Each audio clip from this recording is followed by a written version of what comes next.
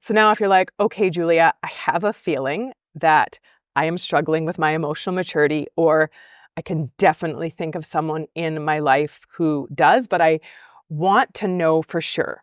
Well, I've got you, because here are some key signs that someone lacks emotional maturity, is stuck in emotional childhood, and hasn't yet become an emotional adult.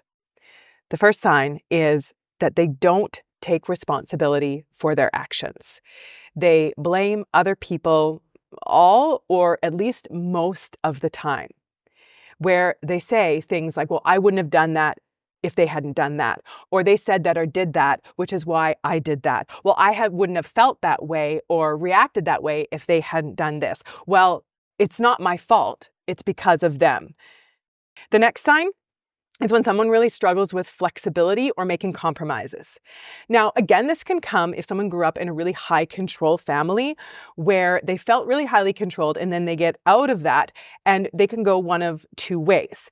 They can be someone who is very submissive, who really doesn't speak up anytime, that just lets other people take over and dominate. Or they can be someone that's like, not anymore, and be really like rigid and really dominant and really like my way or the highway. They're not willing to be flexible. They're not willing to compromise. It's because they're trying to protect something inside of them that is feeling vulnerable, that is feeling scared, that feels like it's going to get run over. But again, that is a sign that someone has never really learned how to have autonomy over themselves, how to check in with themselves, tune into themselves, understand themselves and what they want, think, need, and feel. So they feel like they have to be really protective and rigid with that. The next sign is that they are quite avoidant.